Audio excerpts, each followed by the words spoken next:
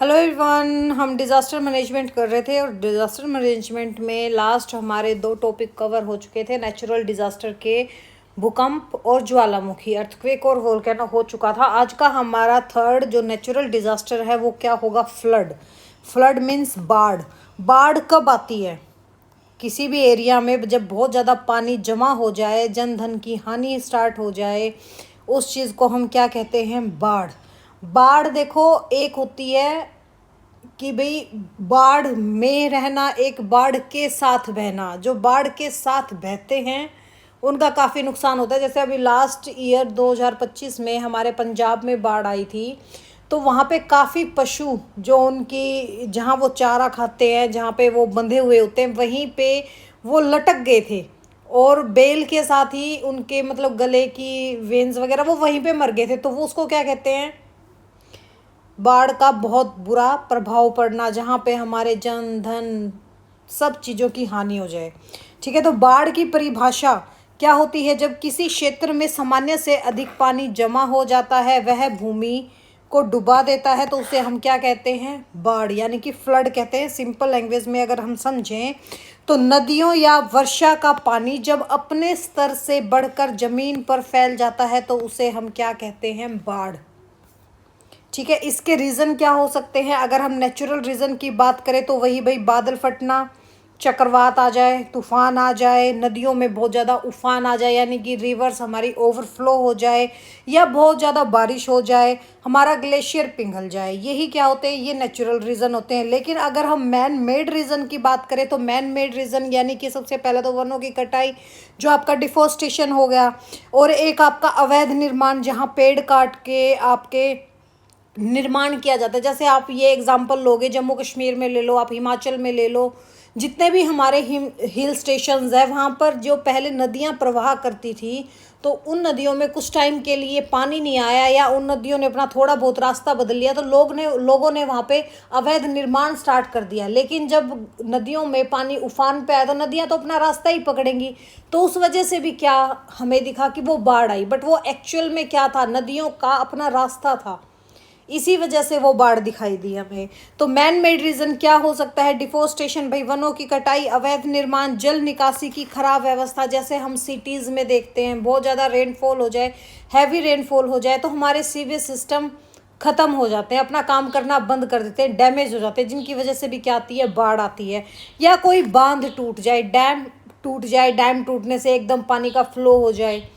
ठीक है, बाढ़ के प्रकार कौन कौन से होते हैं? सबसे पहला वही रिवर फ्लड। रिवर फ्लड यानी कि जब नदियों में उफान आ जाए, नदियां अपने लेवल से अपर पानी ले आए, ओवरफ्लो हो जाएं। फ्लैश फ्लड क्या होता है? अचानक और बहुत तेज बाढ़ आनी।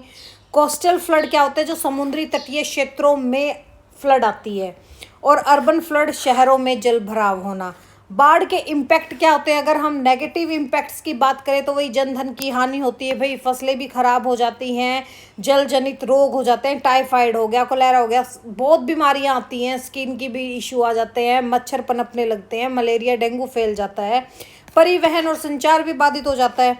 सकारात्मक अगर हम पॉजिटिव इम्पैक्ट की बात करें तो मिट्टी की उपजाऊ शक्ति को बढ़ा देती है, मिट्टी की उर्वरता को बढ़ा देती है, क्योंकि वो अपने साथ कुछ अवसाद भी लेके आती है। ठीक है, बाढ़ से भारत में बाढ़ से प्रभावित क्षेत्र कौन कौन से? सबसे ज़्यादा तो हमारा गंगा दोआब है, गंगा ब्रह्मपुत्र बेसिन है, ये सबसे ज़्यादा बाढ़ से प्रभावित है। जैसे बिहार, असम, यूपी, ये हाई रिस्क पे रहते हैं ऑलवेज। जैसे बिहार में तो हम किसको कहते हैं? कोसी को कहते हैं बिहार का शोक। ठीक है, तटीय क्षेत्र में जैसे आपके चक्रवात आ जाएं, उस वजह से कोस्टल एरिया में बाढ़ आती है। हरियाणा में अगर हम बाढ़ देखें तो जो हमारी यमुना नदी है या हमारी घग्गर नदी है, इन दोनों नदियों के आसपास बाढ़ आ जाती है जब इनमें पानी ज़्यादा उफान पे आ जाता है। तो यमुना नदी के किनारे के क्षेत्र हमेशा प्रभावित होते हैं।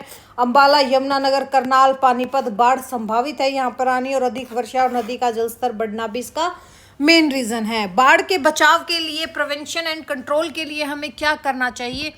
क्या करना चाहिए? वही भाई बांध और तटबंध कैसे होने चाहिए? मजबूत होने चाहिए ताकि वो ना टूटे, उनका इंफ्रास्ट्रक्चर इतना स्ट्रोंग होना चाहिए। जल निकासी व्यवस्था में सुधार होना चाहिए, वनीकरण होना चाहिए, एफोरेस्टेशन होना चाहिए, वनों की कटाई नहीं करनी चाहिए, फ्लड फोरकास्टिंग सिस्टम यानी कि अर्ली वार्निंग सिस्टम पे भी थोड़ा ध्यान देना चाहिए, बाढ़ के समय क्या क्या हमें कार्य करने चाहिए यानी कि बचाव के राहत कार्य क्या करने चाहिए, जब भी बाढ़ आए तो हमेशा ऊंचे स्थानों पर चले जाना चाहिए, बिजली के उपकरण से दूर रहें क्योंकि भाई अगर तार ब्रेक होके पानी में डल गई तो वो कितने लंबे, क्या पानी तो जहां जहां होगा वहीं वहीं क्या पहुंच जाएगा, आपका करंट पहुंच जाएगा। साफ पानी का प्रयोग करना चाहिए। बाढ़ ये इम्पोर्टेंट है, आपके यही एग्जाम में पूछे जाते हैं। जब भी डिजास्टर मैनेजमेंट से कोई क्वेश्चन आता है तो ऑलमोस्ट चांस होते हैं कि वो आपसे केसेस के बारे में पूछता है। तो अब हम इम्पोर्टेंट केसेस देखते हैं भारत के। तो सबसे पहले याद रखना उत्तराखंड फ्लड। उत्तराखंड में जो बाढ़ आई थी 2013 में, केदारनाथ क्षेत्र काफ़ी एरिया प्रभावित हुआ था। रीज़न क्या था भाई? क्लाउड ब्लस्ट हो गए थे यानी कि बादल फट गए थे और भारी वर्षा आ गई थी। इसमें हजारों लोग मारे गए थे और ये किसका एग्जाम्पल है? इसको हम क्लाउड ब्लस्ट डिजास्टर बोल देते हैं, ठीक है, उसका एग्जाम्पल है। फिर जैसे केरला फ्लड आया था 2018 में, केदारनाथ कब आया था? 2013 में। केरला कब आया? 2018 में। इसको हम सेंचुरी रोस्ट फ्लड भी कहते हैं। अब क्वेश्चन आ जाए सेंचुरीज रोस्ट फ्लड हम किसको कहते हैं? तो हम केरला फ्लड को कहते हैं जो 2018 में आई थी। भारी वर्षा हो गई थी और बांधों से भी पानी छोड़ा गया था। फिर 2008 में आपका कोसी फ्लड, कोसी नदी में ही आता है हमेशा, और इसको बिहार का शोक किसको बोलते हैं? हम कोसी नदी को बोलते हैं। सोर ऑफ बिहार इज कोसी, ठीक है। कोसी नदी को बिहार का शोरो कहा जाता है या शोक कहा जाता है। नेपाल में बांध टूटने से ये बाढ़ आई थी 2008 में। 2005 में मुंबई में बाढ़ आई थी 26 जुलाई 2005 को, जो हमारा अर्बन एरिया था और शहरी बाढ़ का ये प्रमुख उदाहरण है। अर्बन एरिया में यहाँ पे बाढ़ आई थी। रीजन क्या था? बहुत ज्यादा वर्षा और जो हमारा ड्रेनेज सिस्टम है, सीवेज सिस्टम है, वो फेल हो गया था। 2014 में आपके जम्मू कश्मीर में फ्लड आई थी। 2014 में कहाँ पर आई थी? जम्मू कश्मीर में आई थी। जो आपका श्रीनगर वाला एरिया है वो काफी प्रभावित हो गया था, भारी वर्षा। और दूसरा रीजन क्या था? रिवर्स हमारी ओवरफ्लो हो गई थी। 2020 में असम में फ्लड आया था। 2020 में कब आया? असम में फ्लड आया। किस रीजन से? असम साइड कौन सी रिवर आती है हमारी? ब्रह्मपुत्र रिवर। तो ब्रह्मपुत्र नदी के कारण वहां पे फ्लड आई। हर साल बाढ़ आती है वहां पे। असम क्या है? मोस्ट फ्लड प्रोन स्टेट है। अगर क्वेश्चन आ जाए भारत में मोस्ट फ्लड प्रोन स्टेट कौन सी है, तो हम नाम क्या दे देंगे? असम। फिर 2015 में चेन्नई फ्लड आया था। और 2015 में और कौन सा आया था? याद करो, अभी हम करके आए थे 2015 में नहीं, 2018 में आया था केरला फ्लड। फिर 2015 में याद रखना कौन सा आया था आपका? चेन्नई फ्लड साउथ में, याद रखना। और एक आपका 2005 वाला मुंबई वाला फ्लड, साउथ में ये फ्लड आए थे 2000, ठीक है। 2015 में कौन सा फ्लड आया? चेन्नई फ्लड आया। ये भी अर्बन फ्लड था। और मुंबई 2005 वाला भी क्या था? अर्बन फ्लड था। रीजन क्या था? हैवी रेनफॉल और पुअर ड्रेनेज। फिर अगर हम उत्तराखंड फ्लैश फ्लड की बात करें, जो हमारे लास्ट ईयर आया था, 2015 में आया था, उत्तरकाशी के धराली गांव में भीषण बाढ़ आई थी। कारण क्या था? बादल फटा था और ग्लेशियर गतिविधि थी, नदियां भी अपने उफान पे थी, कई घर बह गए थे इसमें, और भाई 40+ लोग लापता हो गए थे। तो जो flash flood plus cloud burst, ये इसका क्या है? रीजन था। फिर हमारा जैसे किश्तवाड़ फ्लड आया था 2025 में, 14 अगस्त 2025 में आपके जम्मू कश्मीर में आया था किश्तवाड़ में। इसका रीजन क्या था? भाई बादल फटे थे और 60 मौत हो गई थी, 300 लोग प्लस घायल हो गए थे यहाँ पे। पंजाब फ्लड भी आया था 2025 में, अगस्त में ही आया था ये भी, ठीक है। ये एक साथ ही आए थे सारी जगह। तो 2025 में पंजाब में फ्लड आई थी जिसने भारी तबाही मचाई थी और इससे 1400 से भी ज्यादा गांव प्रभावित हो गए थे। कारण क्या था? बहुत ज्यादा मानसून वर्षा थी, बांधों से पानी भी छोड़ा गया जिससे लाखों लोग प्रभावित हुए। और भाई एनिमल्स तो इतने मरे हैं, पालतू जानवर तो, और इतने बहे हैं, कुछ पाकिस्तान चले गए, कुछ हरियाणा में आ गए। और इंडिया पाकिस्तान फ्लड भी वही है, लास्ट ईयर वाला ही। उत्तर भारत और पाकिस्तान में व्यापक बाढ़ आई थी। कारण था हिमालय क्षेत्र में भारी वर्षा, ठीक है। क्रॉस बॉर्डर डिजास्टर का ये एग्जाम्पल है, ठीक है। फिर हमारे नॉर्थ ईस्ट में भी बाढ़ आई थी, असम में।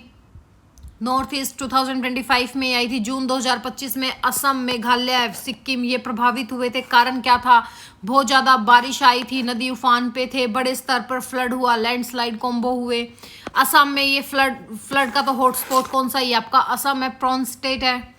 और गुजरात में प्री मानसून बाढ़ आई थी 2025 में, मई में आई थी, ठीक है। और ये किसका रीजन, क्या किस चीज का एग्जांपल है, जो गुजरात में हमारे प्री मानसून बाढ़ आई थी लास्ट ईयर, ये किसका है, क्लाइमेट चेंज पैटर्न का ये उदाहरण है। अगर अब हम हरियाणा की बात करें तो हरियाणा में बाढ़ के केसेस कौन से आए थे, जैसे फर्स्ट हमारा यमुना बाढ़, यमुना से ही बाढ़ आती है, जैसे आपका जो यमुनानगर हो गया, फिर करनाल, पानीपत, जो ये वाला एरिया है हरियाणा का, ठीक है, जहाँ से हमारी यमुना नदी बहती है, उसके आसपास वाला एरिया था वो काफ़ी फ्लड हो गया था, वहाँ पे नदी का जल स्तर बढ़ गया था। 2023 में भी हरियाणा में बाढ़ आई थी, अम्बाला, कुरुक्षेत्र, पंचकुला में। ये घग्गर नदी से प्रभावित हुए थे। घग्गर नदी में ज़्यादा पानी आ गया था और भारी वर्षा हुई थी। घग्गर नदी बाढ़ घग्गर रिवर से ही आएगा। सिरसा, फतेहाबाद क्षेत्र इसमें प्रभावित हुआ था और ये सीजनल फ्लड रिवर है, ठीक है। जब भी आती है बाढ़ लेके आती है सीजनल, यहाँ पे हर साल आपको थोड़ी तो बहुत बाढ़ देखने को मिले ही मिलेगी। तो ये हमारा बाढ़ का था, ठीक है। और नेक्स्ट में हम देखते हैं क्या करते हैं, नेक्स्ट में हम लेके आएंगे सूखा, ड्रॉथ ले आएंगे, ठीक है। तो चलो मिलते हैं अब नेक्स्ट लेक्चर में। Thank you, have a nice day. छोटे छोटे लेक्चर ही करेंगे और खत्म।